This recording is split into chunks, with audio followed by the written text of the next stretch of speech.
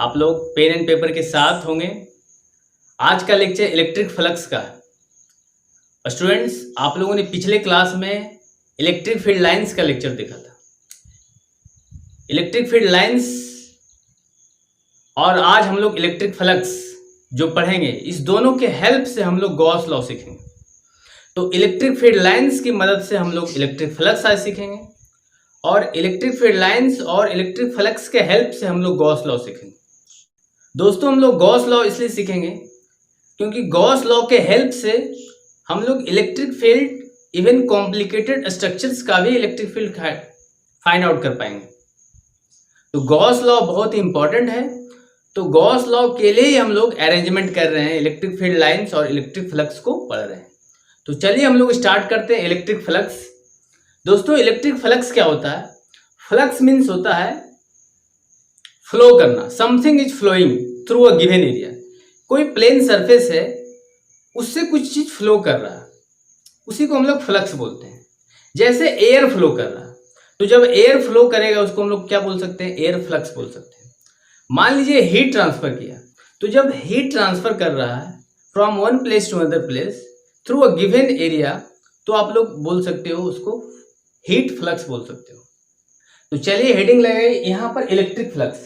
दोस्तों, इलेक्ट्रिक का मतलब हम लोगों ने चार्ज पढ़ा था। इलेक्ट्रिक मीन्स चार्ज, लेकिन बहुत सारे इसमें कंफ्यूज हो जाते हैं कि बहुत लोग समझ जाते हैं फ्लक्स मीन्स फ्लो और electric means charge. Means charge के फ्लो को हम लोग इलेक्ट्रिक फ्लक्स बोलते हैं। नहीं, बिल्कुल गलत है। इलेक्ट्रिक फ्लक्स मीन्स होता है इलेक्ट्रिक फील्ड लाइंस के फ्लो को हम लोग इलेक्ट्रिक फ्लक्स बोलते हैं। ध्यान रहे, क्या बोलोगे? Electric flux means flow of electric field lines through a given area are called electric flux. Clear है? तो स्टूडेंट्स, इलेक्ट्रिक फ्लक्स को हम लोग डिनोट करते हैं। It is denoted by phi E से डिनोट करते हैं। फाई आया फ्लक्स के लिए और इलेक्ट्रिक के लिए आया ई आया। क्लियर है? चलिए, तो इलेक्ट्रिक फ्लक्स का सबसे पहले हम लोग डेफिनेशन लिखते हैं। क्या होता है electric flux? The number of electric field line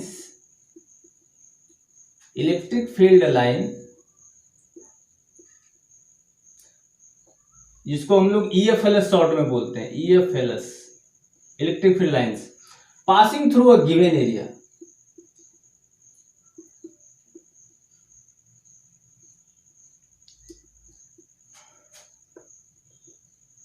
passing through a given area is called electric flux. ये डेफिनेशन है गिवन एरिया। कहने का मतलब है, मान लीजिए यहां पर इलेक्ट्रिक फील्ड लाइंस फ्लो कर रहा है।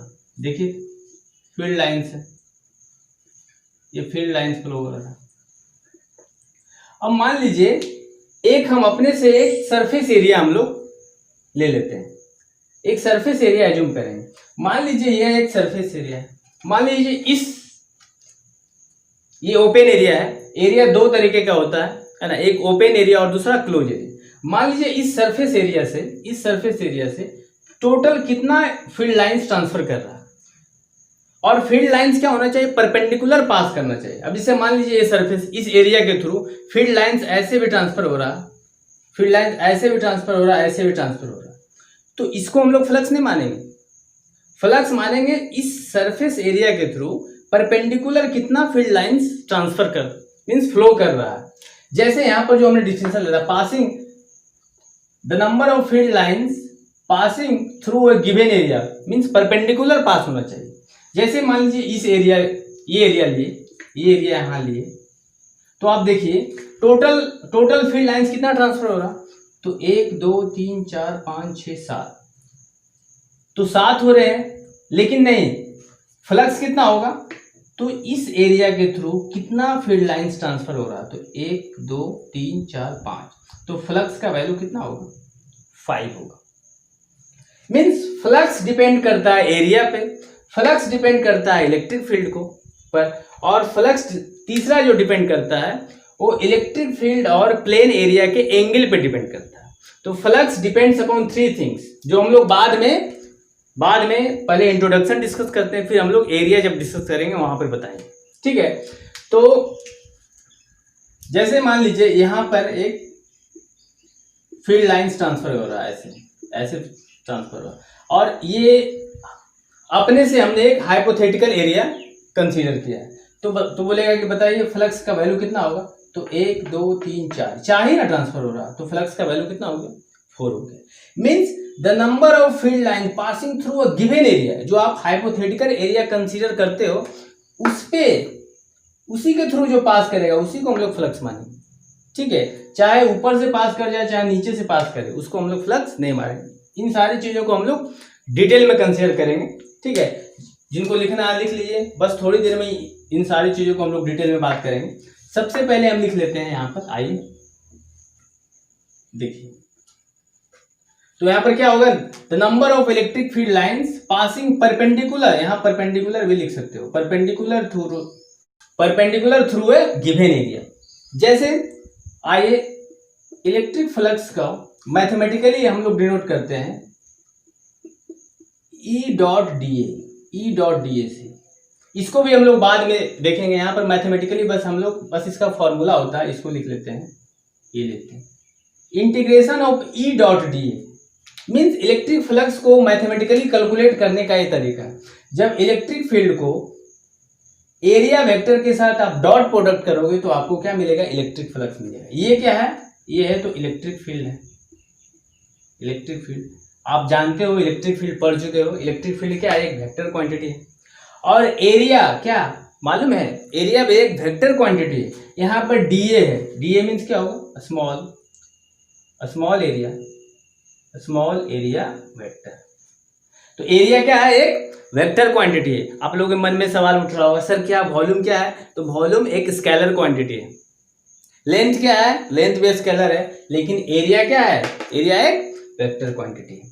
चलिए अब इसका यूनिट की हम लगे बात कर लेते हैं, लगे हाथ यूनिट की बात। Unit of electric flux, electric flux का यूनिट क्या होगा, तो इलेक्ट्रिक फील्ड का यूनिट क्या होता है, न्यूटन पर कूलम। और एरिया का क्या होता है, मीटर स्क्वायर, तो न्यूटन मीटर स्क्वायर पर कूलम। एक और इसका यूनिट होता है, क्या होता है, इसको हम लोग बोलते हैं वोल्ट मीटर।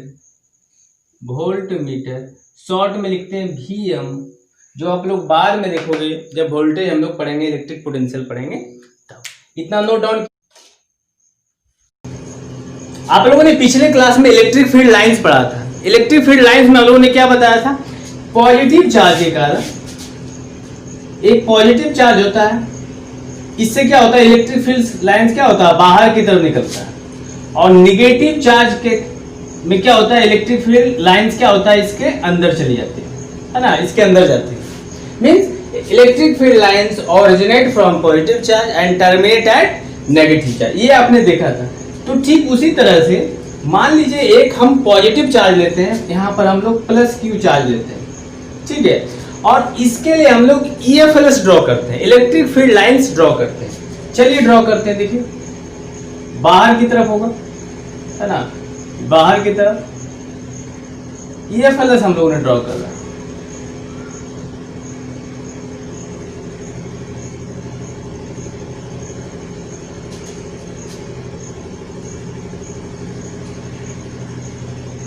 चलिए अब ऐसा करते हैं, एक हाइपोथेटिकल एरिया कंसीडर करते हैं, है ना, एक एरिया कंसीडर करते हैं। चलिए हम लोग ये एरिया कंसीडर कर लेते हैं, एक छोटा सा एरिया कंसीडर करते हैं।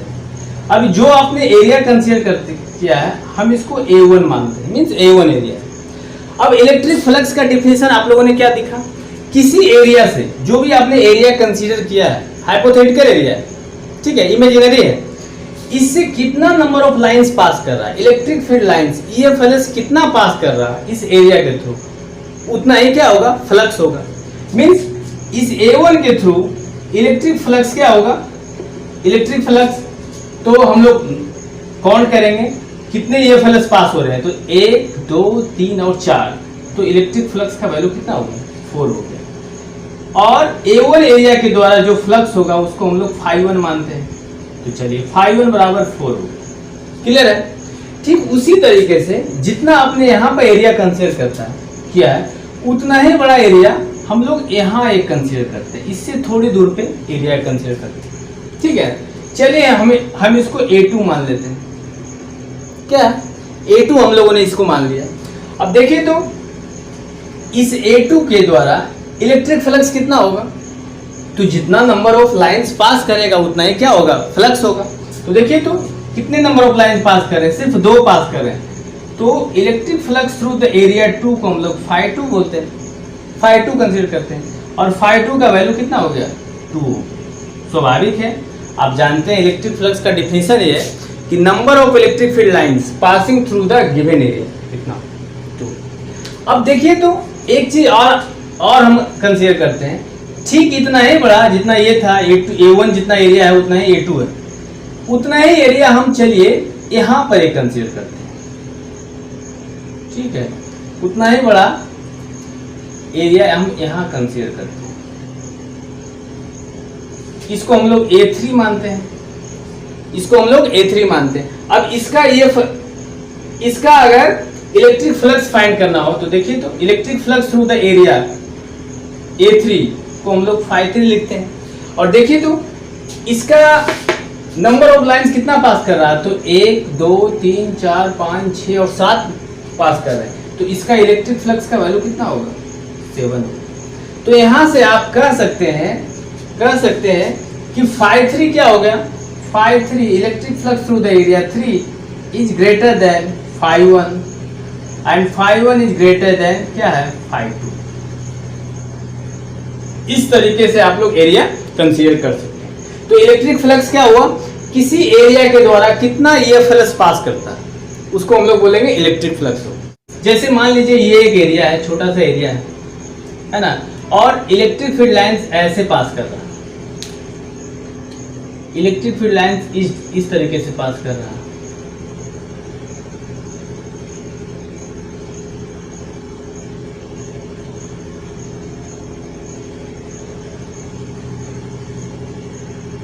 आपसे पूछा जाए कि बताइए इलेक्ट्रिक फ्लक्स का वैल्यू क्या होगा, तो इलेक्ट्रिक फ्लक्स का वैल्यू क्या होगा इसमें, तो अब स्वाभाविक है नंबर ऑफ फील्ड लाइंस कितने पास हो रहे हैं, तो देखिए इतना सारा पास हो रहा है, 1 2 3 4 5 6 7 8। लेकिन इलेक्ट्रिक फ्लक्स क्या करता है, किसी एरिया के द्वारा, जो आपने एरिया हाइपोथेटिकल लिया है उसके थ्रू फील्ड लाइंस कितना पास कर रहा है, तो देखिए तो 1 पास कर रहा है, 2 3 और 4, ये तो पास नहीं कर रहा है, तो हम लोग तो फ्लक्स का वैल्यू कितना हो गया, 4। किसी हाइपोथेटिकल एरिया के द्वारा कितना इलेक्ट्रिक फील्ड लाइंस पास कर रहा है उसी को हम लोग बोलेंगे इलेक्ट्रिक फ्लक्स। क्या यहां तक क्लियर है, नोट डाउन कीजिए। अगर आपसे अब कोई भी डिफिनेशन पूछेगा इलेक्ट्रिक फील्ड लाइंस का तो आप क्या दोगे, number of electric field lines passing through the given area. तो आप शॉर्ट में ये भी लिख सकते हो, चलिए इतना नोट डाउन कीजिए, और ये भी लिख सकते हो यहाँ पर number of electric field lines, number of EFLS passing through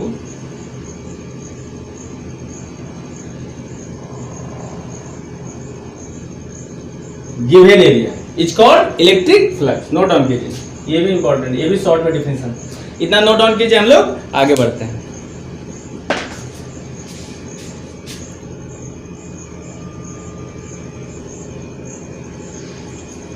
चलिए इतना नोट डाउन किया होगा। अब एक चीज ध्यान देने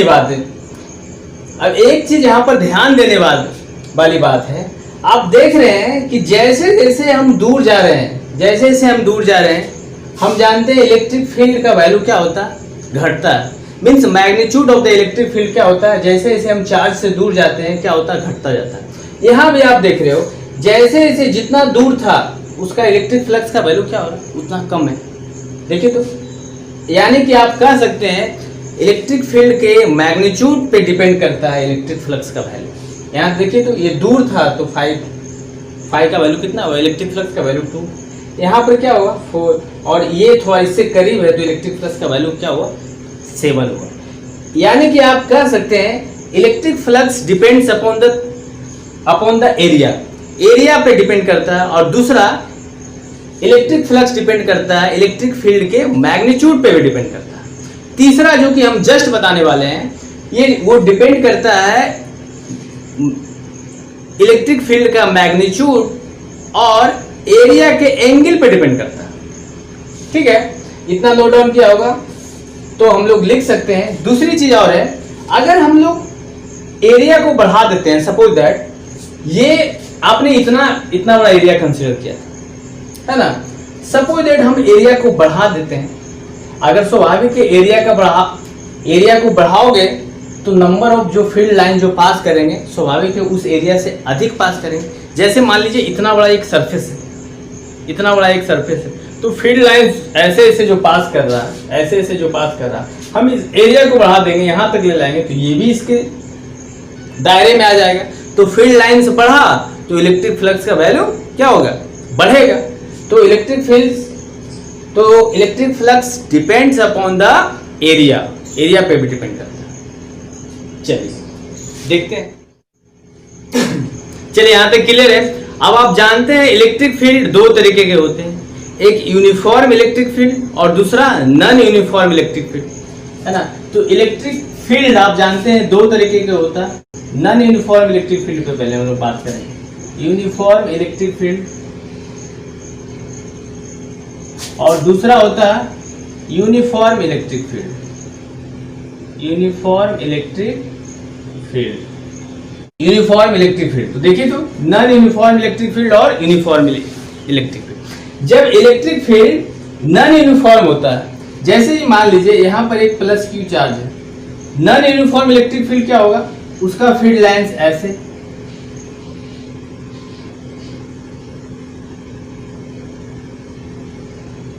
मैंने बताया था नॉन यूनिफॉर्म इलेक्ट्रिक फील्ड का क्या होगा, इलेक्ट्रिक फील्ड लाइंस ऐसे होगा, मींस कोई भी डायरेक्शन में जाएगा। और यूनिफॉर्म इलेक्ट्रिक फील्ड लाइंस का जो पहचान होगा क्या होगा, वो पैरेलल होगा, पैरेलल लाइंस ड्रॉ होगा। इलेक्ट्रिक ईएफएलएस क्या होगा, पैरेलल होगा। और क्या होगा, दूसरी क्या होगा, इक्वी डिस्टेंस होगा, मींस बराबर डिस्टेंस पे होगा, मींस लाइन एक दूसरे के पैरेलल होगा और बराबर दूरी पे होगा। ये पहचान है यूनिफॉर्म इलेक्ट्रिक फील्ड का।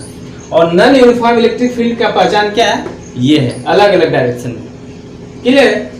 तो आप देखो, अब मैंने जस्ट बताया था कि मान लीजिए आपने यहाँ पर एक एरिया कंसीडर किया, A1। अगर बोलेगा कि बताइए फ्लक्स का वैल्यू क्या होगा, तो फ्लक्स ϕ1 मानते हैं, तो फ्लक्स का वैल्यू क्या होगा, तो देखिए तो कितना पास कर रहा है, 1 2 3 4, है ना, इन 4 लाइन पास कर रहा है, तो फ्लक्स का वैल्यू कितना होगा, इलेक्ट्रिक फ्लक्स 4 आ गया। अब हम इससे दूरी बढ़ाएंगे, है ना, इससे दूरी बढ़ा करके इतना ही बड़ा एक यहाँ पर हम कंसीडर करते हैं, एक यहाँ पर हम लेते हैं, है ना। चलिए इसको ϕ2, इसका वैल्यू कितना होगा, 1 2 3, तो फ्लक्स का वैल्यू 3 होगा। लेकिन यूनिफॉर्म इलेक्ट्रिक फील्ड में ऐसा कुछ नहीं है। यूनिफॉर्म इलेक्ट्रिक फील्ड में इलेक्ट्रिक फ्लक्स का वैल्यू अगर एरिया सेम है तो इलेक्ट्रिक फ्लक्स का वैल्यू क्या होगा, सेम होगा। नॉन यूनिफॉर्म के जैसा नहीं कि इलेक्ट्रिक फ्लक्स का वैल्यू क्या होगा, मींस अनइक्वल आ सकता है। आप इसमें देखिए क्या होगा, यूनिफॉर्म इलेक्ट्रिक फील्ड में देखिए तो हम चलिए यहाँ पर एरिया कंसीडर करते हैं, एक छोटा सा एरिया कंसीडर, मान लीजिए A1 के द्वारा फ्लक्स का वैल्यू कितना होगा, तो फ्लक्स का वैल्यू देखिए तो 1 2 3 4 ही लाइन ना पास कर रहा है इस एरिया से, तो फ्लक्स का वैल्यू 4 होगा।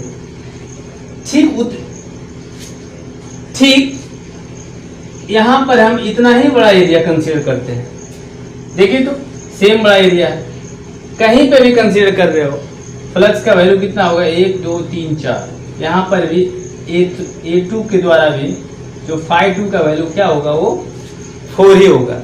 मींस यूनिफॉर्म इलेक्ट्रिक फील्ड में अगर इक्वल एरिया आप कंसीडर करते हो, हाइपोथेटिकल एरिया लेते हो, तो फ्लक्स का वैल्यू क्या होगा, सेम होगा। लेकिन नॉन यूनिफॉर्म इलेक्ट्रिक फील्ड में ऐसा नहीं है। दूसरी बात है, हाँ एक चीज है कि अगर आप एरिया ही बढ़ा देते हो, अगर हम एरिया कंसीडर कर लेते हैं, एक बड़ा सा एरिया कंसीडर कर लेते हैं, इतना बड़ा एरिया कंसीडर करते हैं, तो स्वाभाविक है फ्लक्स का वैल्यू कितना होगा, चलिए इसको A3 मानते हैं, तो फ्लक्स का वैल्यू कितना होगा, देखिए तो 1 2 3 4 5 6 होगा। मींस आप एरिया को बढ़ाओगे तो फ्लक्स का वैल्यू क्या होगा, बढ़ेगा, एरिया को घटाओगे तो फ्लक्स का वैल्यू घटेगा। आप जानते हैं डिफिनेशन से भी मैंने बताया था, एक्सप्रेशन से भी, कि इलेक्ट्रिक फ्लक्स को हम लोग नोट करते हैं कितना, E.dA से, E dot dA means electric flux depends upon the magnitude of the electric field, magnitude of the electric field and area vector पे डिपेंड करता है। तीसरी चीज और है, अगर इलेक्ट्रिक फील्ड और एरिया का जो प्लेन होता है उसको आप लोग क्या होता है कुछ एंगल से खिसका देते हैं, तब इलेक्ट्रिक फ्लक्स का वैल्यू में चेंज आ सकता है, जो कि हम जस्ट देखेंगे। इतना आप नोट डाउन कीजिए और यहाँ पर कुछ नोट पॉइंट है, उसको आप लोग लिखिए। नोट पॉइंट क्या है? नोट पॉइंट यहाँ लिखिएगा, flux depends upon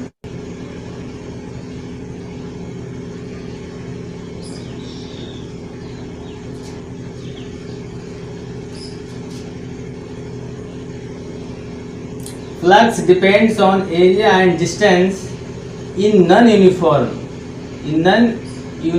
electric field। non-uniform electric field में फ्लक्स किन चीजों पे डिपेंड करता है? तो एरिया पे एक डिपेंड करता है, दूसरा क्या होता है डिस्टेंस। जैसे जैसे हम दूरी बढ़ाएंगे है ना, वैसे वैसे क्या होगा, आप ये भी कर सकते हो डिस्टेंस की जगह पर हम लिख सकते हैं magnitude of the electric field, है ना। जैसे जैसे हम दूरी बढ़ाएंगे इलेक्ट्रिक फील्ड का मैग्नीट्यूड घटेगा तो फ्लक्स का भी वैल्यू घटेगा। तो flux depends upon the area and magnitude of the electric field and magnitude of electric field, magnitude of electric field in non uniform electric field. रही बात इस पे, तो आप यहां लिख सकते हो, यहां पर in non uniform electric field, non uniform electric field, है ना, शॉर्ट में लिख सकते हैं, इन लिख लोगे।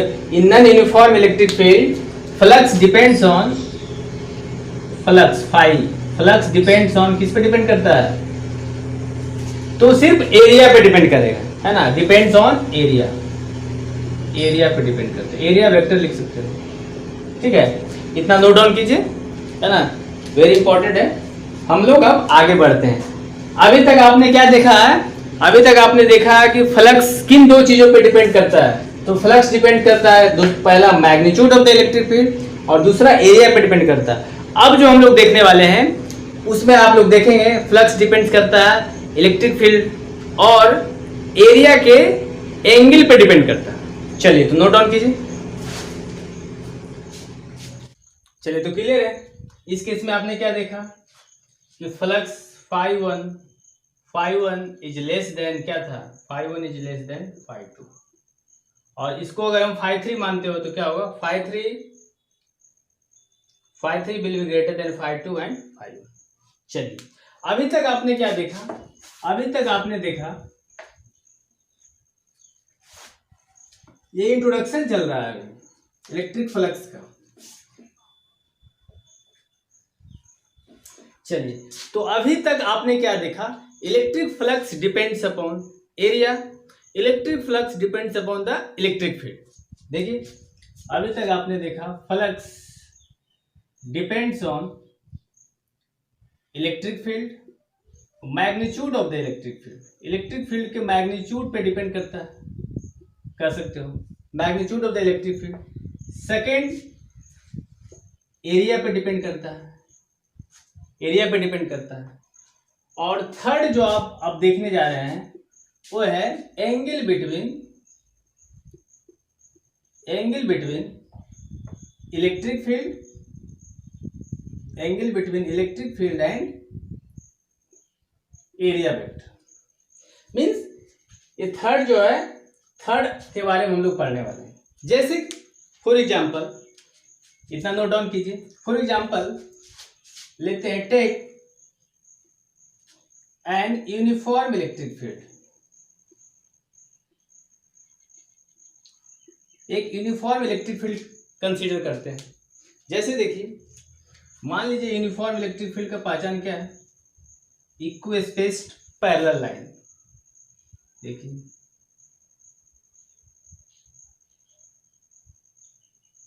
इक्विस्पेस्ड पैरेलल लाइन एक यूनिफॉर्म इलेक्ट्रिक फील्ड, ठीक है।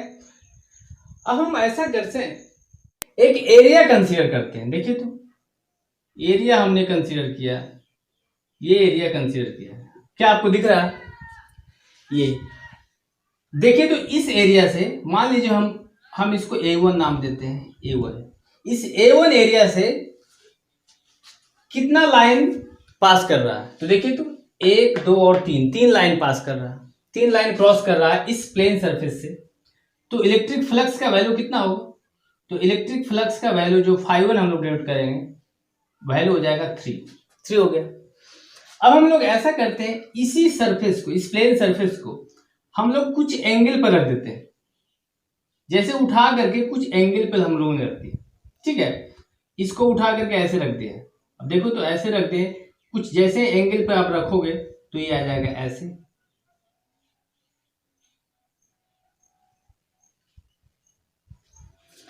ये सरफेस, ये प्लेन सरफेस आ जाएगा ऐसे आ जाएगा। अब देखो तो इस बार में इस A2 सरफेस से कितना लाइन क्रॉस कर रहा है, तो देखिए तो 2 लाइन ही क्रॉस कर रहा है, सिर्फ ये और ये 2 लाइन क्रॉस कर रहा है। तो इलेक्ट्रिक फ्लक्स का वैल्यू कितना होगा, φ2 का वैल्यू कितना होगा 2।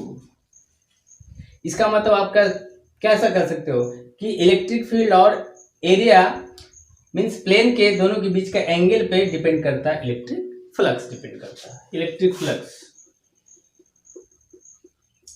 Flux depends upon the 3 things, first this, second magnitude of the electric field and third the area, means plane के एरिया पे डिपेंड करता है, area of the plane.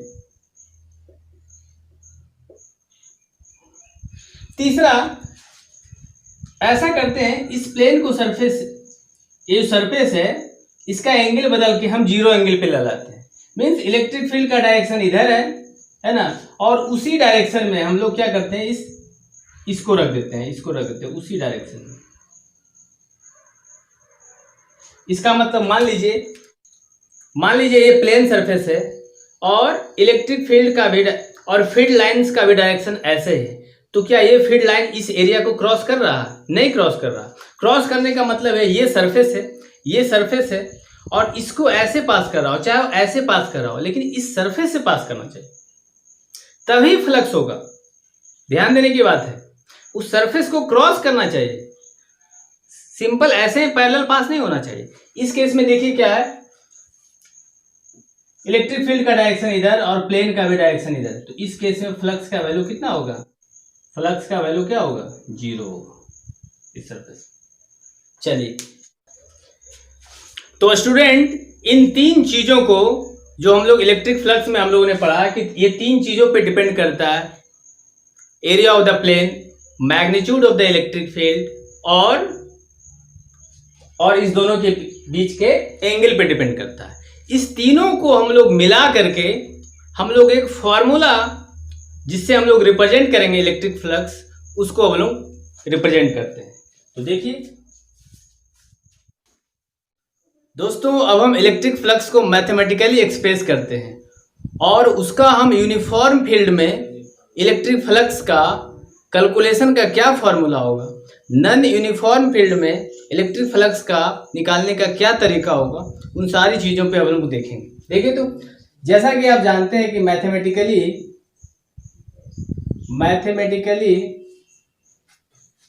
Electric flux is expressed as देखिए तो किससे express करते हैं, integration of E dot D A. मैंने बिगनिंग में लिखा था, उस समय मैंने बताया था कि इसको हम लोग डिटेल में सीखेंगे। देखिए तो ये हम कर सकते हैं, this is the general formula of the flux है, या जनरल एक्सप्रेशन बोल सकते हो। अब देखिए तो कहने का मतलब है, यहाँ इलेक्ट्रिक फील्ड को जब स्मॉल एरिया वेक्टर से डॉट प्रोडक्ट करोगे तब आपको इलेक्ट्रिक फ्लक्स मिलेगा। अब आप जानते हैं, अच्छा एरिया वेक्टर तो क्लियर है ना, हम लोग जस्ट सीखेंगे। और एरिया होता है, एरिया एक वेक्टर क्वांटिटी है और ये भी एक वेक्टर क्वांटिटी है। अब आप जानते हैं, दो वेक्टर क्वांटिटी का जब हम लोग डॉट प्रोडक्ट करेंगे तो आपको क्या मिलता है, एक स्केलर क्वांटिटी मिलता है। तो आप लिख सकते हो electric flux is a scalar quantity. याद रखिएगा स्टूडेंट, इलेक्ट्रिक फ्लक्स एक क्या है, स्केलर क्वांटिटी है। एरिया एक वेक्टर क्वांटिटी है और इलेक्ट्रिक फील्ड भी क्या है, वेक्टर क्वांटिटी। चलिए आप जानते हैं, निकालते हैं। देखिए तो यूनिफॉर्म इलेक्ट्रिक फील्ड के लिए यूनिफॉर्म इलेक्ट्रिक फील्ड के लिए एक्सप्रेशन क्या होगा और नॉन यूनिफॉर्म फील्ड के लिए एक्सप्रेशन क्या होगा, दोनों चीजों को हम लोग देखेंगे। देखिए तो यूनिफॉर्म मैक्सिमम आपको न्यूमेरिकल में यूनिफॉर्म फील्ड का न्यूमेरिकल मिलेगा, लेकिन कुछ केस में नॉन यूनिफॉर्म फील्ड का भी मिलेगा। उस दोनों को हम लोग कैसे फाइंड आउट करेंगे, यहाँ फॉर्मूला देख लेते हैं। देखिए तो जिस केस में इलेक्ट्रिक फील्ड यूनिफॉर्म होगा, इसका मतलब क्या होगा, इस एक्सप्रेशन में यूनिफॉर्म कहने का मतलब क्या होगा, कांस्टेंट। और आप जानते हो इंटीग्रेशन करने के टाइम में कांस्टेंट को क्या करते हैं, हम बाहर निकाल देते हैं। तो देखिए तो इलेक्ट्रिक फ्लक्स का जो नेट फॉर्मूला होगा, अब आप ये जब कांस्टेंट बाहर निकलेगा कांस्टेंट, तो इंटीग्रेशन किसका करना होगा, इसका इंटीग्रेशन करना होगा डीए वेक्टर का। अब आप जानते हैं इंटीग्रेशन ऑफ डीए क्या होता है, जैसा आप जानते हो इंटीग्रेशन ऑफ डीएक्स क्या होता है, एक्स होता है ना। छोटा सा डीएक्स मीन्स क्या होगा, छोटा। छोटी छोटी चीजों को इंटीग्रेशन का क्या काम है, बड़ा करके मीन्स सम करके दिखाना, बड़ा करके दिखाना, तो एक्स मिल गया।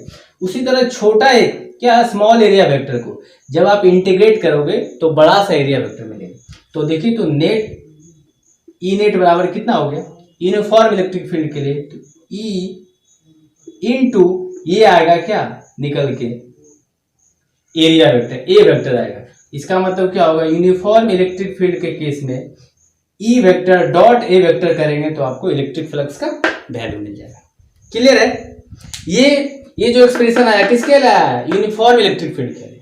अब आप देखिए नॉन यूनिफॉर्म इलेक्ट्रिक फील्ड के लिए क्या करना होगा, तो नॉन यूनिफॉर्म इलेक्ट्रिक फील्ड जहां भी रहेगा सबसे पहले क्या करेंगे, हम निकालना होगा सबसे पहले नॉन यूनिफॉर्म इलेक्ट्रिक फील्ड के लिए। तो सबसे पहले इलेक्ट्रिक फील्ड को ध्यान रखना, इलेक्ट्रिक फील्ड को हम क्या करेंगे, स्मॉल एरिया वेक्टर से क्या करेंगे, डॉट प्रोडक्ट कर देंगे। स्मॉल के लिए क्या होगा, डीए लिखेंगे, डीए मीन्स स्मॉल एरिया। और छोटा सा एरिया वेक्टर के से जब आप मल्टीप्लाई करोगे इलेक्ट्रिक फील्ड को तो क्या मिलेगा आपको, छोटा सा फ्लक्स मिलेगा, है ना। छोटा सा फ्लक्स को हम लोग क्या लिखेंगे, डी फाई लिखेंगे, है ना, डी फाई। अब हमको तो फाई का वैल्यू कैसे मिलेगा, इसका मतलब इसको क्या करना होगा, इंटीग्रेट करना होगा। ऑन इंटीग्रेटिंग, जैसे ही इसको इंटीग्रेट करेंगे, डी फाई को इंटीग्रेट करेंगे तो आपको क्या मिलेगा, बड़ा सा फाई मिलेगा, है ना, बड़ा सा फाई मिलेगा। जब आपने इधर इसको इंटीग्रेट किया तो इसको भी इधर से इंटीग्रेट करना होगा, है ना, ई डॉट डी ए। कहने का मतलब है यूनिफॉर्म इलेक्ट्रिक फील्ड का फॉर्मूला सेम रह जाएगा, जो ये है वही ये रह जाएगा, integration of E dot D ए हो जाएगा। क्या इतना क्लियर है, नोट डाउन कीजिए। कहने का मतलब है यूनिफॉर्म इलेक्ट्रिक फील्ड के लिए नेट फ्लक्स का वैल्यू ये होगा ई डॉट ए, और नॉन यूनिफॉर्म इलेक्ट्रिक फील्ड के लिए क्या होगा, integration of E dot D ए करना होगा। क्लियर है, चलिए इतना नोट डाउन कीजिए। एक चीज और ध्यान देना है, इलेक्ट्रिक फ्लक्स क्या है, एक स्केलर क्वांटिटी है। स्केलर क्वांटिटी कैसे है, आप जानते हो दो वेक्टर का जब हम लोग डॉट प्रोडक्ट करते हैं तो मिलता है स्केलर मिलता है, ये भी वेक्टर ये भी वेक्टर, लेकिन इलेक्ट्रिक फ्लक्स क्या स्केलर है। नोट डाउन कीजिए। चलिए इतना नोट डाउन किया होगा। चलिए अब हम लोग देखेंगे इलेक्ट्रिक फ्लक्स पॉजिटिव भी हो सकता है, नेगेटिव भी हो सकता है और जीरो भी हो सकता है। किस केस में पॉजिटिव होगा, किस केस में नेगेटिव होगा और किस केस में जीरो होगा, ये देख लेते हैं। चलिए तो स्टूडेंट, जैसा कि आपने देखा इलेक्ट्रिक फ्लक्स बराबर क्या हुआ, ई डॉट ए हुआ। आप जानते हैं दो वेक्टर का डॉट प्रोडक्ट, आपको याद होगा ए डॉट बी बराबर कितना होता था, mod of A into mod of B into cos theta. Theta क्या होता था, एंगल बिटवीन ए वेक्टर और बी वेक्टर। इसका मतलब आप कह सकते हो इलेक्ट्रिक फ्लक्स क्या है, एंगल पे भी डिपेंड करता है, वो मैंने डिस्कस किया है अभी। दूसरी बात हम इसको ये भी लिख सकते हैं, E vector into A vector magnitude of electric field into this into cos theta, ये भी लिख सकते हो। और ये भी आप लिख सकते हो फाइनली ई ए कॉस थीटा, इलेक्ट्रिक फ्लक्स बराबर ई ए कॉस थीटा आप लिख सकते हो, है ना। दो वेक्टर का dot product A B cos theta, है ना। दो वेक्टर का क्रॉस प्रोडक्ट क्या होता है, ए बी साइन थीटा। आप लोगों ने वेक्टर क्वांटिटी में देखा है। और यहाँ पर कॉस थीटा क्या होता है, तो थीटा क्या है, theta is the angle between, लिख देगा theta is the angle between E vector and A vector है, ई वेक्टर और ए वेक्टर के बीच का एंगल वेक्टर। अब देखिए आप जानते हैं कॉस थीटा का वैल्यू, कॉस थीटा में क्या होता है, जैसे आप थीटा का वैल्यू बढ़ाते हैं है ना, कॉस का ओवरऑल वैल्यू क्या होता है, थीटा का वैल्यू आप बढ़ाते हो, कॉस का वैल्यू क्या होता है, घटता है। कॉस का वैल्यू क्या होता है, घटता है। आप जानते हैं कॉस 0 का वैल्यू क्या होता है, 1 होता है ना। कॉस 90 का वैल्यू क्या होता है, 0 होता है। कॉस 90 का वैल्यू 0 होता है। इसका मतलब थीटा का वैल्यू हम बढ़ाएंगे है ना, थीटा का वैल्यू बढ़ाएंगे तो कॉस का वैल्यू ओवरऑल घटेगा। और तो ओवरऑल क्या होगा, नेट इलेक्ट्रिक फ्लक्स का वैल्यू क्या होगा, घटेगा। इसका मतलब लिख लीजिए 3 के मतलब है, केस 1 लिखिए, केस 1 व्हेन थीटा 0 डिग्री के बराबर हो या 90 डिग्री से कम। जब थीटा का वैल्यू 0 और 90 डिग्री के बीच में होगा तो क्या होगा, इलेक्ट्रिक फ्लक्स का वैल्यू क्या होगा, इलेक्ट्रिक फ्लक्स का वैल्यू क्या होगा, पॉजिटिव होगा। लिख लीजिएगा पॉजिटिव।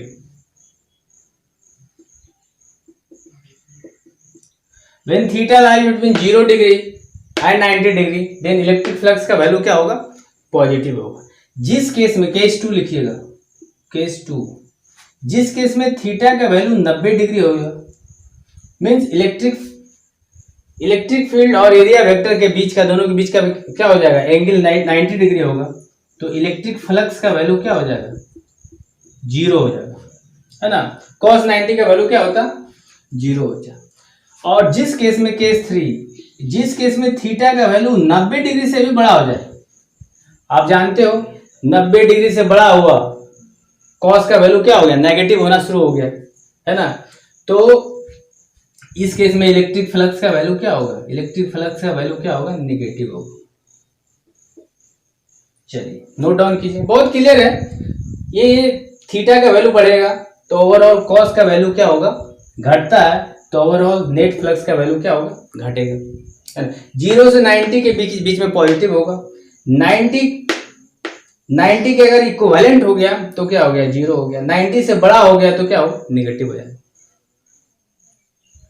मीन्स नोट करके लिख लीजिएगा, flux can be positive, negative and 0। Note down कीजिए, बहुत इंपॉर्टेंट था। तो स्टूडेंट्स अब हम लोग एरिया वेक्टर की बात करेंगे। एरिया वेक्टर जो कि आप लोग को बहुत देर से परेशान कर रहा होगा कि एरिया वेक्टर क्या होता है। मैंने बताया था स्टार्टिंग में कि एरिया वेक्टर हम लोग डिटेल में पढ़ेंगे, बहुत अच्छी तरीके से समझेंगे। जैसा कि स्टूडेंट्स आपको मैंने पहले ही बताया था कि एरिया एक क्या है, वेक्टर क्वांटिटी है। और वेक्टर क्वांटिटी अगर कोई है तो स्वाभाविक है इसके पास क्या होगा, मैग्नीट्यूड भी होगा और डायरेक्शन भी होगा। जब इसके पास देखिए तो मैग्नीट्यूड भी है और डायरेक्शन भी है। तो मैग्नीट्यूड लेने में तो किसी तरह का प्रॉब्लम होगा नहीं। कोई भी कर्व सरफेस हो, कोई भी सरफेस हो, उसका मैग्नीट्यूड में तो किसी तरह का प्रॉब्लम है नहीं। जैसे देखिए ओपन एरिया, सबसे पहले हम लोग एरिया की बात करें तो एरिया को हम लोगों ने 2 पार्ट में डिवाइड किया है, एक ओपन एरिया और दूसरा पार्ट है क्लोज एरिया, है ना।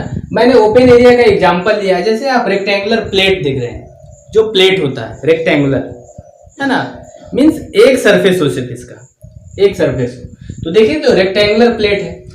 रही बात अगर इसका मैग्नीट्यूड आपको देखना, मैग्नीट्यूड निकालना है, तो मैग्नीट्यूड ये क्या, मान लीजिए ये लेंथ है और ये ब्रेथ है, तो एरिया क्या होगा, L इंटू बी हो।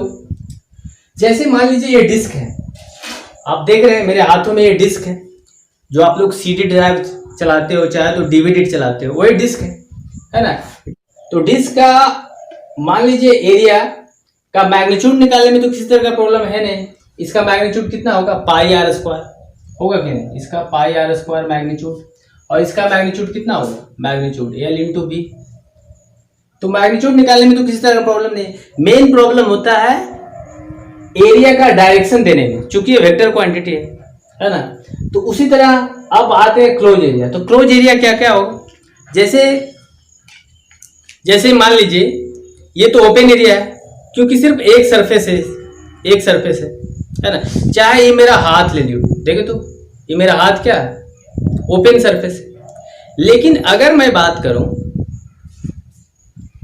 क्लोज एरिया की बात करूं, तो जैसा कि आपके रूम है, जिस रूम में अभी आप देख रहे हो मेरा वीडियो, रूम अगर पैक्ड हो तो आपके रूम में कितना 4 वॉल है और एक सीलिंग है और एक बॉटम है, टोटल मिला के कितने हुए 6 हुए। तो देखिए तो क्यूब में सरफेस कितने होते हैं 6 होते हैं, तो ये एक क्या है क्यूब है। तो क्यूब किसका एग्जाम्पल है, क्लोज एरिया का एग्जाम्पल। रही बात इसका मैग्नीट्यूड निकालने के लिए, तो मैग्नीट्यूड निकालने के लिए तो कोई प्रॉब्लम है नहीं, आप जानते हो टोटल कितना है 6 सरफेस है, तो सबका अलग अलग निकाल देंगे मैग्नीट्यूड, है ना। और सबका अलग अलग क्या होगा डायरेक्शन होगा। डायरेक्शन में देने के लिए बताता हूँ अभी जस्ट। जैसे मान लीजिए सिलेंडर है, आप सिलेंडर देखते हो आपके घर में, है ना। दो क्या होता है, दो पैक्ड सरफेस होता है ना, दो टोटल सर्कुलर होता है ना, पैक्ड सरफेस होगा। और एक नीचे क्या होता है, बीच में क्या होगा, बीच में आप देखोगे क्या होगा, एक सर्कुलर सरफेस होगा, है ना, जिसको आप लोग कर्व सरफेस बोलते हो। जो आपके घर में बाल्टी होगा आप लोगों ने देखा होगा, अगर दोनों तरफ ओपन हो, है ना, तो आप देखोगे बीच में क्या होता है कर्व सरफेस होता है कि नहीं। अगर इसका मैग्नीट्यूड निकालने की बात हो तो मैग्नीट्यूड नहीं आप निकाल सकते हो, निकाल सकते हो। इसका इधर क्या होगा, इधर हो गया पाई आर स्क्वायर, चूंकि सर्कुलर सरफेस है, इधर भी पाई आर स्क्वायर, और बीच में कर्व सरफेस एरिया इसका क्या होता है 2 पाई आर एच होगा। तो 2 pi r h plus pi r square plus pi r square, क्या मैग्नीट्यूड निकालने में किसी तरह का प्रॉब्लम होगा नहीं। उसी तरह ये स्फेयर है, आप जो आप क्रिकेट बॉल खेलते हो, चाहे तो आप फुटबॉल खेलते हो, तो फुटबॉल क्या है एक स्फेयर है, उसका अगर एरिया उसके अगर सरफेस एरिया का मैग्नीट्यूड बोले निकालने के लिए तो क्या होगा मैग्नीट्यूड 4 पाई आर स्क्वायर। तो इसका मैग्नीट्यूड कितना होगा 4 पाई आर स्क्वायर। तो जैसा कि आपने देखा कि मैग्नीट्यूड निकालने में किसी तरह का प्रॉब्लम है नहीं, लेकिन डायरेक्शन देने में क्या है प्रॉब्लम है। ध्यान दीजिए, मैंने एरिया को 2 भागों में बांट दिया। ओपन एरिया का एग्जांपल ये हुआ, ओपन एरिया में आपने क्या देखा सिर्फ एक सरफेस होगा, एक सरफेस होगा। अब हम लोग बात आते हैं डायरेक्शन की। तो ओपन एरिया का ध्यान से देखिएगा, न्यूमेरिकल में यूज होगा यहाँ। ओपन एरिया में अगर डायरेक्शन लेना है तो डायरेक्शन हम लेंगे perpendicular to the surface area. जो भी सरफेस एरिया होगा हम उसके परपेंडिकुलर उसका डायरेक्शन लेंगे। जैसे ये मेरा हाथ है ना, हाथ है, तो हाथ का मान लीजिए सरफेस इधर है, तो परपेंडिकुलर क्या है इधर लेंगे, डायरेक्शन लेंगे। तो डायरेक्शन हम इधर भी ले सकते हैं और इधर भी ले सकते हैं डायरेक्शन, ये आपके मन पे डिपेंड करता है, आप कहीं भी ले सकते हो। जिस केस में डायरेक्शन इधर लोगे डायरेक्शन, जिस केस में इधर लेंगे तो इधर क्या होगा, इस केस में नेगेटिव होगा और इस केस में क्या होगा पॉजिटिव होगा। आप देख रहे हो ये मेरा हाथ है ना, डायरेक्शन इधर ले रहे हैं, तो इधर क्या होगा पॉजिटिव होगा और इधर क्या होगा नेगेटिव होगा। तो आप जानते हो जिस केस में पॉजिटिव लोगे फ्लक्स का वैल्यू पॉजिटिव आएगा, जिस केस में नेगेटिव लोगे फ्लक्स का वैल्यू क्या आएगा नेगेटिव आएगा। आप डायरेक्शन कहीं भी ले सकते हो, लेकिन ध्यान रहे बेस्ट तरीका है डायरेक्शन हम उधर लेंगे जिधर इलेक्ट्रिक फील्ड का डायरेक्शन होगा। इलेक्ट्रिक फील्ड का डायरेक्शन उधर होगा, उधर ही हम क्या लेंगे एरिया का डायरेक्शन ले लेंगे। That is the best method. तो ओपन एरिया का डायरेक्शन हम किधर लेंगे, इलेक्ट्रिक फील्ड का डायरेक्शन जिधर होगा उधर लेंगे। या कभी कभी न्यूमेरिकल में दे देगा कि एक्स एक्सिस के पॉजिटिव या एक्स एक्सिस के नेगेटिव डायरेक्शन में, है ना, तो हम लोग उसके अकॉर्डिंग लेंगे। ऐसे इलेक्ट्रिक फील्ड के जिधर डायरेक्शन होगा उधर ही हम डायरेक्शन रख लेंगे, एरिया का डायरेक्शन। क्लियर है। और एरिया का डायरेक्शन किधर लेंगे, सरफेस के परपेंडिकुलर लेंगे। हम अभी जस्ट लिखवा देंगे, है ना। क्लोज एरिया में बात आई, तो क्लोज एरिया में आप देखोगे, क्लोज एरिया में एरिया वेक्टर का डायरेक्शन हम उधर लेंगे जो कि वॉल्यूम के अवे हो, वॉल्यूम से दूर हो। जैसे आपका रूम है, तो रूम में देखोगे क्या, आप अपने रूम में देखोगे टोटल कितना है, टोटल 6 सरफेस है, देख रहे हो 4 वॉल है, एक ऊपर सीलिंग और नीचे एक बॉटम है ना। तो मैग्नीट्यूड तो आप बारी बारी कैसे निकाल लोगे, डायरेक्शन देने का प्रॉब्लम। तो डायरेक्शन वॉल्यूम के अवे लेंगे, तो वॉल्यूम क्या हुआ, रूम के अंदर जो तुम हो, इसका मतलब क्या हो, तुम वॉल्यूम के अंदर हो, मीन्स तुम वॉल्यूम में बैठे हुए हो, तुम वॉल्यूम में हो। तो डायरेक्शन किधर लेंगे, तुम रूम के अपोजिट लोगे। जैसे इस केस में आइए, देखिए तो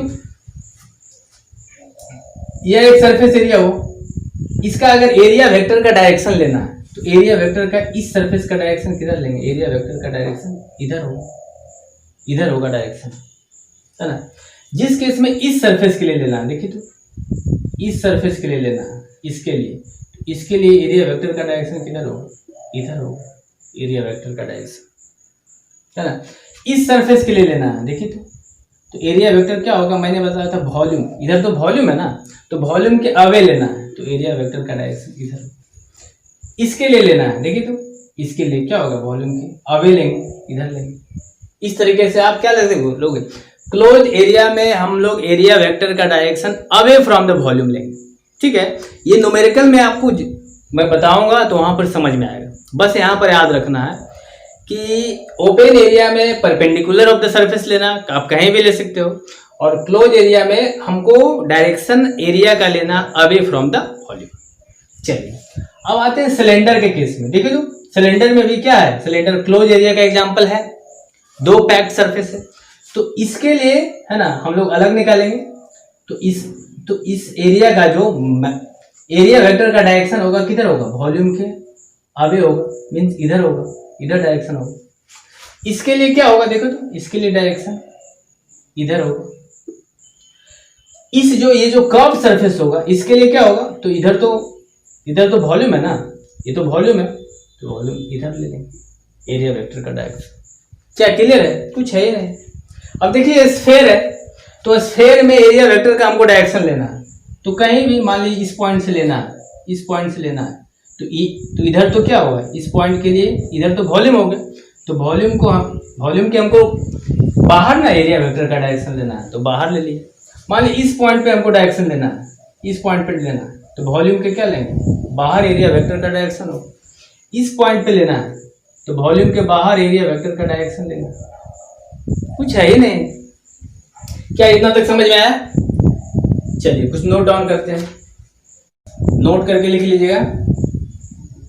ओपन एरिया में डायरेक्शन दोनों साइड से ले सकते हैं, डायरेक्शन दोनों साइड से ले सकते हैं, दोनों साइड से ले सकते हैं, हिंदी में लिख लीजिए। और डायरेक्शन किधर लेना है, डायरेक्शन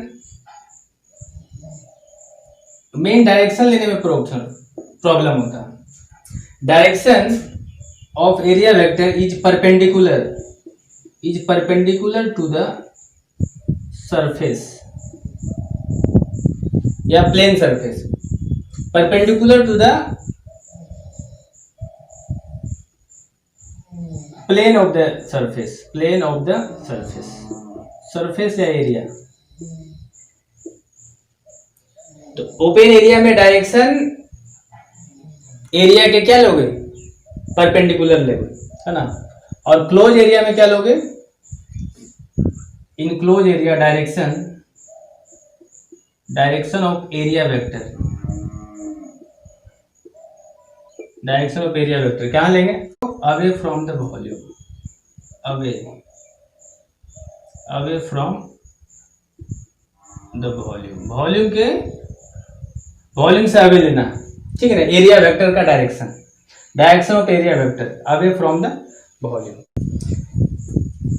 एक चीज और ध्यान दोगे, ओपन एरिया का कैसे समझोगे कि कोई सरफेस ओपन एरिया है, कोई एरिया ओपन है, तो देखोगे ओपन एरिया ये किसी तरह का वॉल्यूम ऑक्युपाई नहीं करता। मान लीजिए ये डिस्क है, क्या किसी तरह का वॉल्यूम ऑक्युपाई किए हुए नहीं है, तो इस तरह का कह सकते हो कि open area it does not enclose any volume, किसी तरह का वॉल्यूम ऑक्युपाई नहीं करता। लेकिन क्लोज एरिया के केस में क्या लिखोगे, यहां लिख देते हैं, it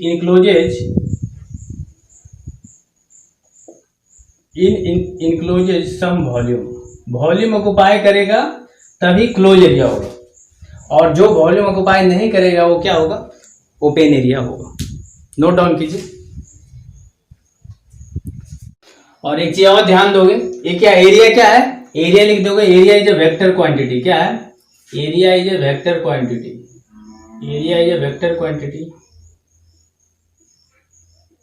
and have magnitude and direction. Magnitude कहां से मिलेगा, magnitude of the area, magnitude comes from area of the plane surface के एरिया से मैग्नीट्यूड आएगा। ये सब नोट पॉइंट में लिख लीजिएगा, स्टार मार्क करके। अब हम लोग न्यूमेरिकल की ओर बढ़ते हैं। वहां पे हम लोग देखेंगे एरिया वेक्टर का डायरेक्शन कितना इंपॉर्टेंट है और कहां और कैसे लेना है। नोट डाउन कीजिए। सो स्टूडेंट्स, अब हम लोग 2 नोट पॉइंट लिखेंगे और उसके बाद हम लोग न्यूमेरिकल करेंगे। अभी तक जो भी आपने पढ़ा है वो एक नोट पॉइंट है, कह रहा है area vector is always perpendicular to the plane of the surface. Area vector कोई भी सरफेस हो हमेशा क्या लेंगे, परपेंडिकुलर लेंगे। और ओपन एरिया में क्या लेंगे, परपेंडिकुलर लेंगे। और क्लोज एरिया में भी परपेंडिकुलर लेंगे, लेकिन एरिया वेक्टर कहाँ लेंगे, away from the volume, volume के अवे लेना है एरिया वेक्टर का डायरेक्शन। दूसरा नोट पॉइंट कर रहा है कि while finding flux always take that component of electric field lines which is along area vector. Area vector के अलोंग, जैसा कि आप जानते हैं स्टूडेंट कि फ्लक्स होता क्या है, फ्लक्स का डिफिनेशन क्या है, number of field line passing perpendicular to the surface. Surface के परपेंडिकुलर फील्ड लाइंस कितना पास कर रहा है, वही ना।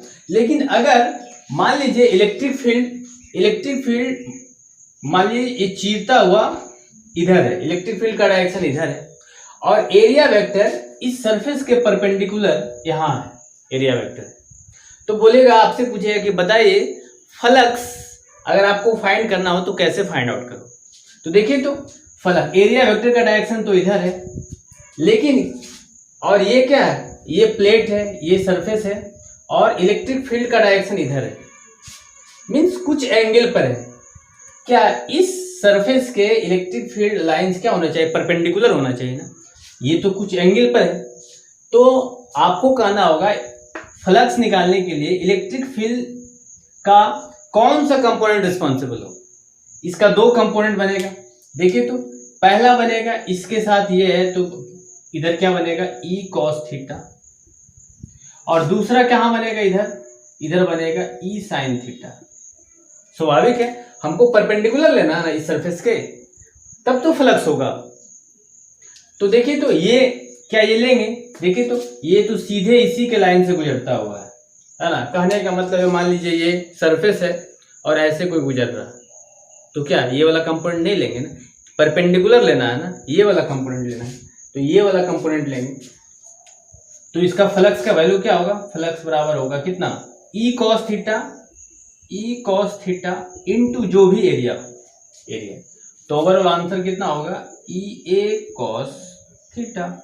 यही आंसर हो गया, नेट फ्लक्स का आंसर यही होगा। क्या क्लियर है, मीन्स इलेक्ट्रिक फील्ड हमेशा परपेंडिकुलर लेना है, ये कुछ एंगल पर है, तो इसका 2 कंपोनेंट आ गए, इधर ई कॉस थीटा और इधर ई साइन थीटा। तो कॉस थीटा वाला कंपोनेंट हमको लेना है which is along area vector, जो एरिया वेक्टर, क्योंकि एरिया वेक्टर तो हमेशा परपेंडिकुलर होता है सरफेस। क्या क्लियर है, इसको नोट डाउन कीजिए। इसी तरह का मान लीजिए दूसरा क्वेश्चन हो, मान लीजिए एक सर्कुलर प्लेट है और फील्ड लाइंस इस तरीके से चीरता हुआ है, इलेक्ट्रिक फील्ड लाइंस इधर है चीरता हुआ, एक सर्कुलर प्लेट है और एरिया वेक्टर का जो डायरेक्शन है ऐसे है, ये है एरिया वेक्टर का डायरेक्शन। तो एरिया वेक्टर का डायरेक्शन अगर इधर है, इसका मतलब क्या होगा, ये परपेंडिकुलर ऑफ द सरफेस है और ये क्या है, कुछ एंगल पर है।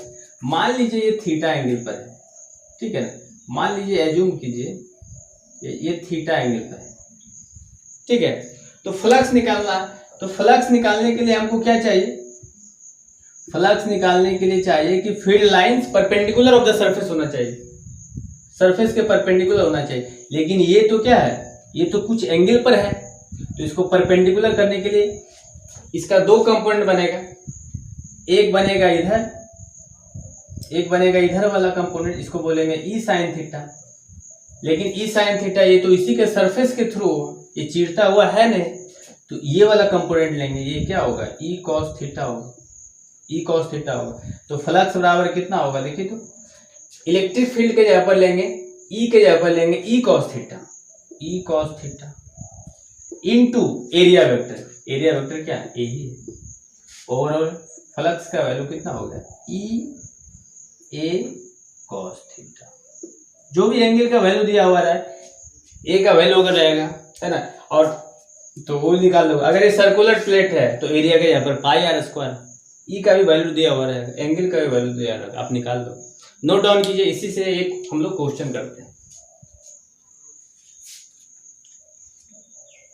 नोट डाउन कीजिए।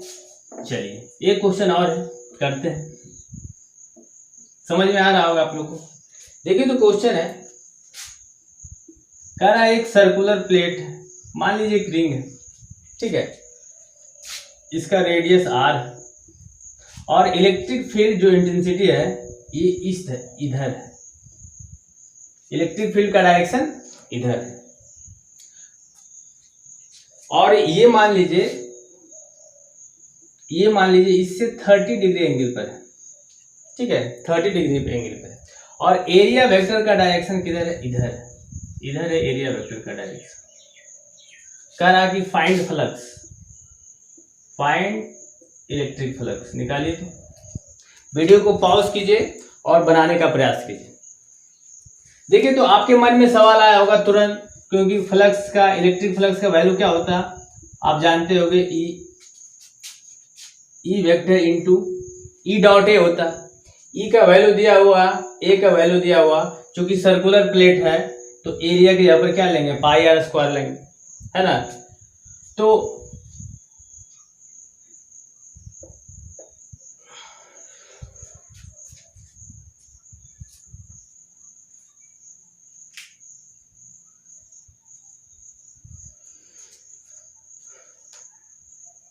चलिए क्लियर है, आप लोगों ने सोल्व किया होगा। देखिए तो बहुत लोग सोल्व किया होगा। ई है और इसके साथ इस सरफेस के साथ थीटा लगा हुआ होगा, तो बहुत लोग बना दिए होंगे ई cos 30 डिग्री इधर, मीन्स cos का कंपोनेंट लेना है, आपने बना दिया होगा ई cos 30 इनटू एरिया वेक्टर। ए कितना है, तो सर्कुलर प्लेट है तो सर्किल का एरिया कितना होता है, पाई आर स्क्वायर होता है।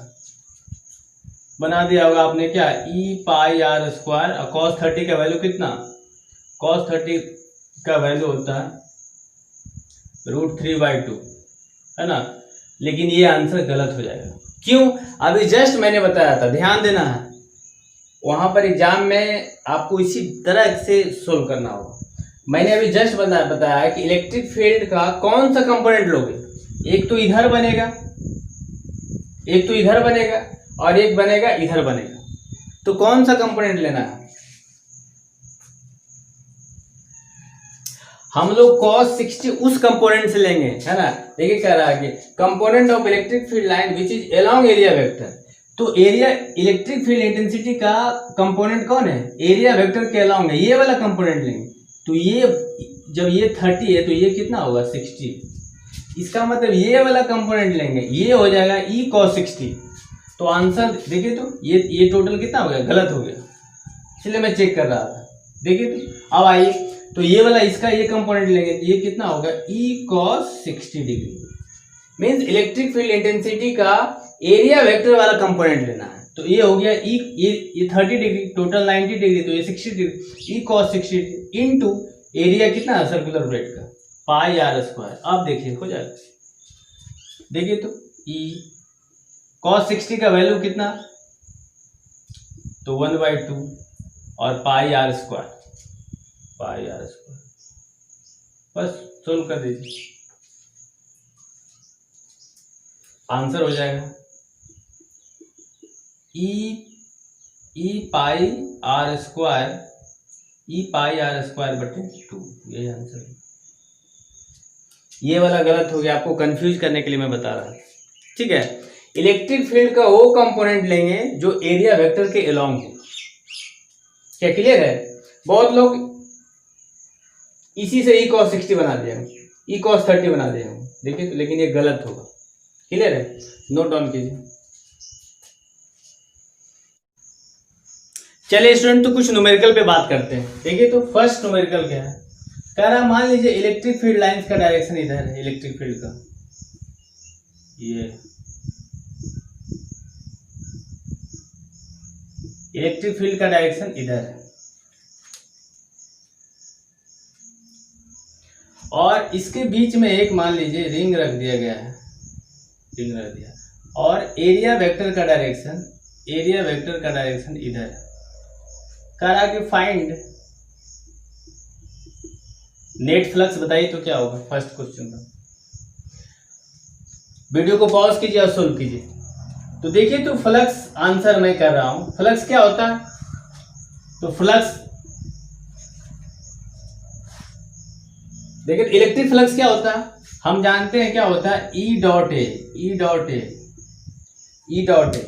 लेकिन और इसी को हम लिखते हैं क्या, ई ए कॉस थीटा लिखते हैं, ई ए कॉस थीटा लिखते हैं।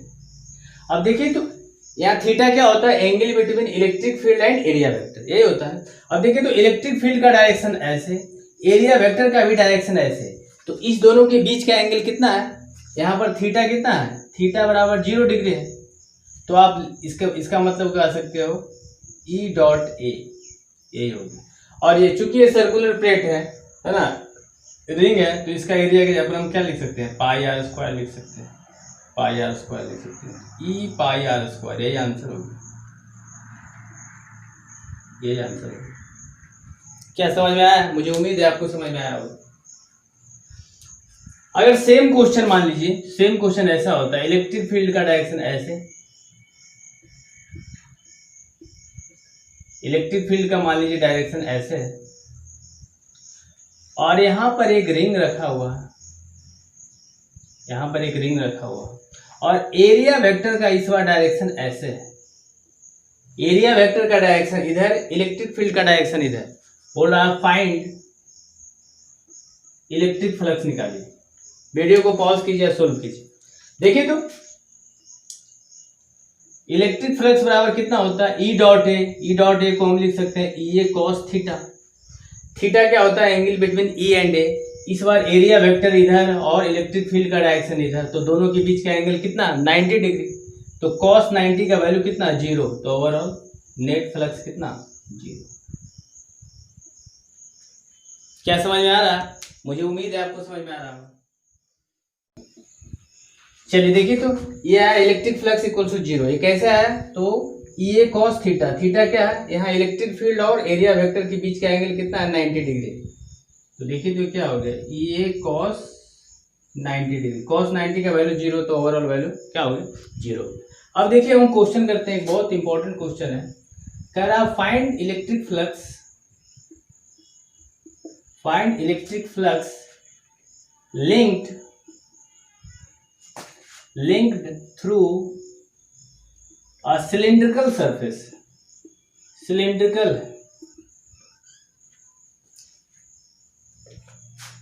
through a cylindrical body placed in a electric field, electric field में रखा हुआ, placed in a electric field। देखिए, तो कैसे है, मान लीजिए इलेक्ट्रिक फील्ड का डायरेक्शन ये है, और इधर भी ये फील्ड है। थोड़ा सा डायग्राम अच्छा दिखने के लिए मैं बना रहा हूं, देखिए यहाँ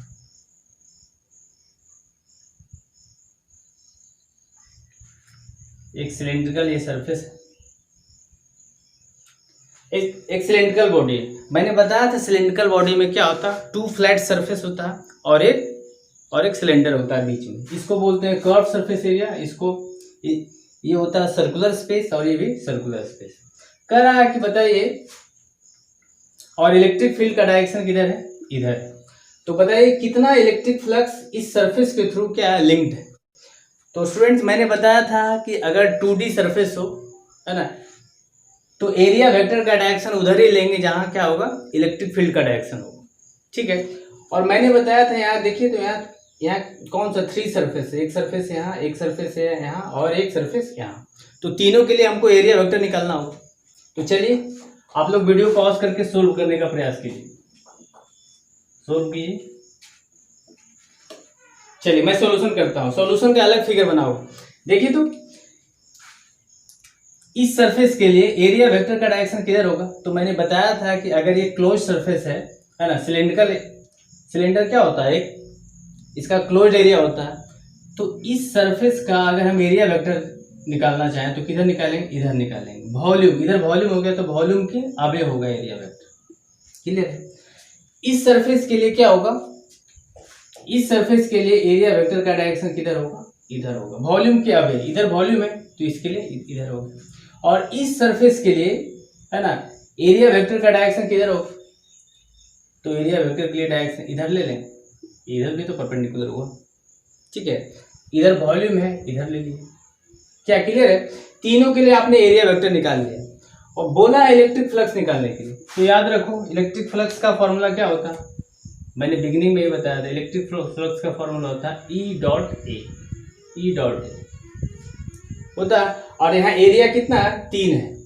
तो नेट इलेक्ट्रिक फ्लक्स अगर निकालना हो तो कितना होगा, फ्लक्स थ्रू दिस सरफेस, इसको A1 मान लेते हैं, इसको A2 मान लेते हैं और इसको A3 मान लेते हैं, तो फ्लक्स थ्रू A1 सरफेस के लिए φ1, फ्लक्स थ्रू A2 सरफेस के लिए φ2 और फ्लक्स थ्रू A3 सरफेस के लिए φ3 है। और हम जानते हैं इलेक्ट्रिक फ्लक्स क्या होता है, स्केलर क्वांटिटी है। तो स्केलर क्वांटिटी है तो जैसे ऐड करते हैं 1 2 3 वैसे हम लोग ऐड कर देंगे, क्या क्लियर है। चलिए आते हैं फ्लक्स थ्रू। और फ्लक्स का मैंने ये भी बताया था, फ्लक्स बराबर कितना होता है, φ1 बराबर कितना होगा, ये cos थीटा होता है ना, ये cos थीटा। अगर दो वेक्टर का डॉट प्रोडक्ट निकालो तो यहाँ से हटाओगे तो क्या होगा, ये cos थीटा होगा, है ना। तो फ्लक्स थ्रू E1। चलिए इलेक्ट्रिक फील्ड E का तो वैल्यू एज इट इज रहेगा और इसके लिए एरिया वेक्टर का डायरेक्शन किधर है। अब देखिए तो एरिया वेक्टर का डायरेक्शन इधर है और इलेक्ट्रिक फील्ड का डायरेक्शन इधर है, तो दोनों के बीच का एंगल कितना हुआ, 180 हुआ। तो हम लिखेंगे EA cos 180 डिग्री, ठीक है। EA into angle between electric field and area vector. चलिए इसी तरह हम φ2 का वैल्यू निकालेंगे।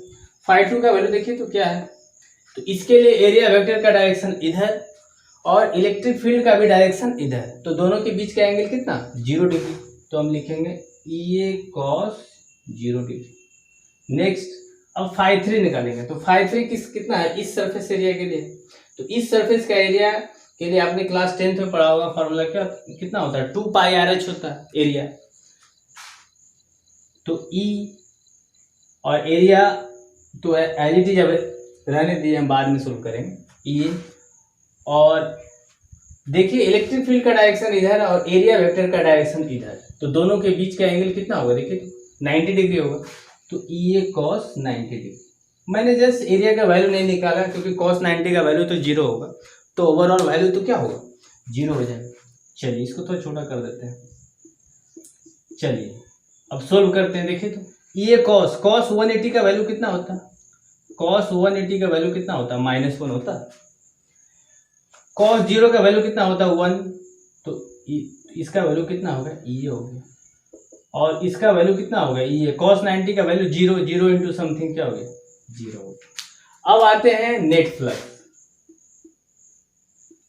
देखिए तो ये वैल्यू कितना हो गया, -EA हो गया, ये इंटू -1 ये वैल्यू कितना हो गया, EA plus 0। Net flux link कितना हो गया, ये कैंसिल हो गया, ओवरऑल 0। तो net flux links through this cylindrical surface का वैल्यू कितना आया, 0। यही आंसर हो गया। कितना आसान है, कुछ करना है ना, जो मैंने थ्योरी बताया था उसी के बेसिस पे तो सॉल्यूशन होगा। इसी तरीके से आप 3D सरफेस का भी बना सकते हो। तो चलिए एक 3D सरफेस लेते हैं, उसके थ्रू हम लोग फ्लक्स निकालते हैं। इसको नोट डाउन कीजिए।